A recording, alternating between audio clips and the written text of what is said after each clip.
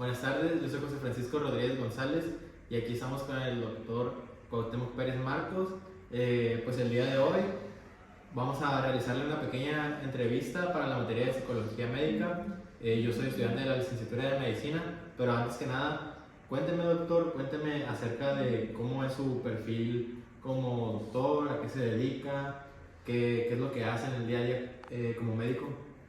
Ok, muchas gracias primero que nada por la invitación y pues comentarte el perfil, pues bueno, yo estudié aquí en la Facultad de Medicina, yo soy médico general, tengo una formación de maestría en docencia en ciencias de la salud y tenemos varias capacitaciones en cuanto a educación por la escuela y por otras unidades académicas. Dentro de las actividades que realizo como médico, pues son la docencia en su mayor parte. También doy la consulta médica, generalmente médica privada, y nos ha tocado hacer coordinaciones en el campus más que nada en algunos departamentos dentro del cuerpo de gobierno. Ok, muy bien. Claro, pues han escuchado muy buenos comentarios acerca de usted como doctor. Entonces vamos a proceder a la entrevista, que por eso lo elegimos, pues como buen doctor que se ha escuchado en la facultad, ¿no? Muchas gracias. Pues ¿cómo describiría usted la importancia de una buena relación médico-paciente en el proceso de atención médica?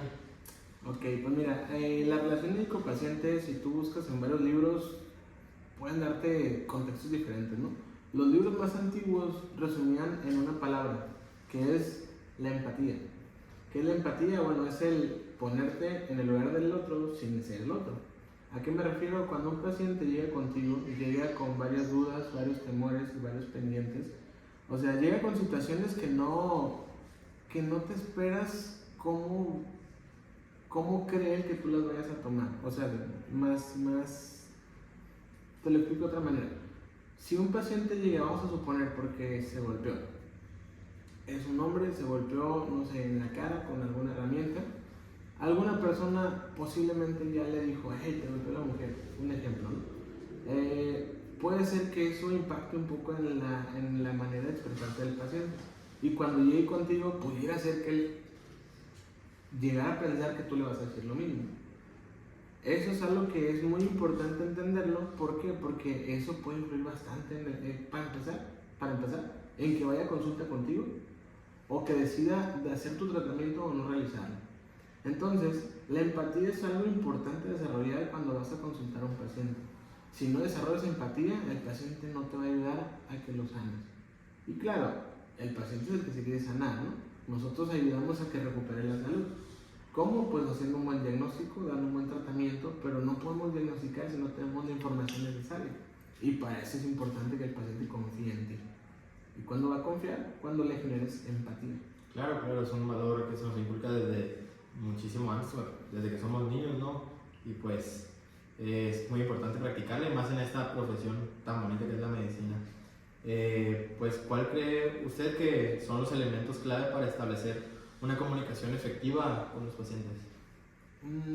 Creo yo que es muy importante un punto saber que es una persona, porque cuando vas a prácticas a alguna institución de salud, dicen el paciente de la cama fulana, o el paciente de D3, o el paciente de 00 tal.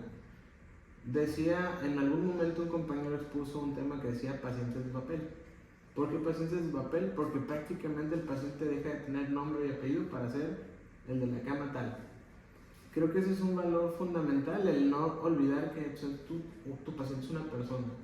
Segundo, es una persona que siente y percibe. Así como tú puedes percibir que el paciente viene triste o viene feliz, él también puede percibir cómo estás tú. Y si te estás con una actitud o con una cara que ya emite agresividad o molestia, obviamente el paciente te va a sentir y no se va a permitir expresar bien. Incluso hay personas que partiendo de esas emociones se conflictúan con los médicos. Y por último te pudiera decir también el escuchar con atención. Si un paciente ya decidió ir contigo es porque tiene alguna afección. Claro, hay pacientes como todo que nada más van porque quieren a lo mejor alguna situación en específico que les ayudes. Pero cuando un paciente está enfermo, lo último que quiere es que le des, ¿cómo te puedo decir? Le des vueltas al asunto o lo evadas. Por lo tanto, es muy importante entender que el paciente siente, el paciente merece respeto, el paciente merece atención. Y vaya, nosotros al salir de medicina hacemos un juramento hipocrático, donde dice: lo primero es no hacer daño, lo segundo, hacer todo lo que esté en mis manos para ayudarte a recuperar tu salud. Creo que esos son los puntos fundamentales que te pudiera decir en una consulta. Muy buenos puntos, la verdad, me gustaron muchísimo. Pues, ¿cómo aborda usted la construcción de confianza con el paciente? ¿Cómo crea usted una confianza con el paciente? Trato de imaginar que es un familiar mío. En lo personal, mi familia, hasta ahorita, todos tenemos una muy buena relación. Y como tenemos muy buena relación, digo, a mí me gustaría tratar a mi paciente como si fuera mi familia. Claro, tomando en cuenta una cosa que se llama el encarnizamiento médico. O sea, el encarnizamiento médico es cuando pasas de la confianza y te aferras al paciente, digamos. Eso ya no es sano.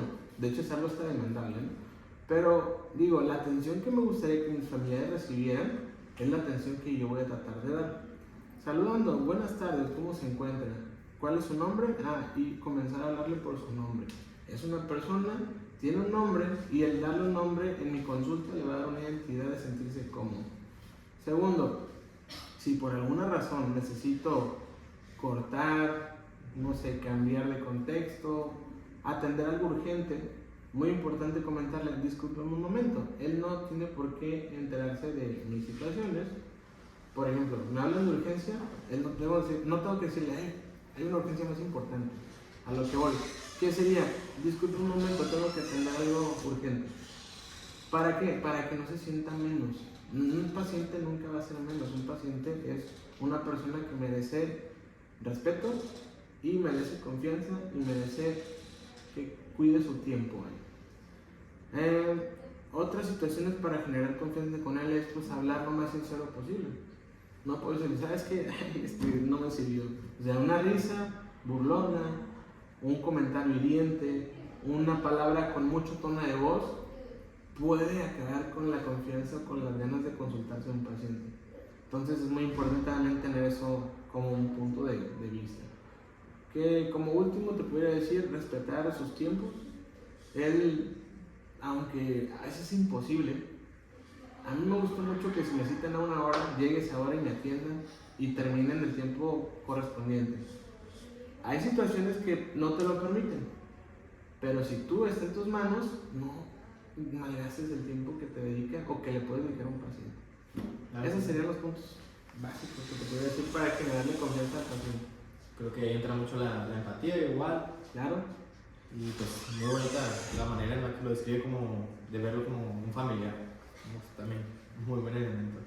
Pues en la siguiente pregunta: ¿cómo maneja las situaciones en las que hay discrepancia entre el paciente y usted en cuanto al tratamiento o el enfoque médico? ¿Discrepancia que no estemos de acuerdo? Ajá. Ok, pues mira, hay unas guías que venden de libros que hace poco me tocó hojearlas, que son las guías de Washington, sin darle comercial, pero en ellas hablan mucho de algo que se llama educación al paciente. Otras guías no traen el término educación, dicen orientación nutricional, orientación en ejercicio, orientación en esto.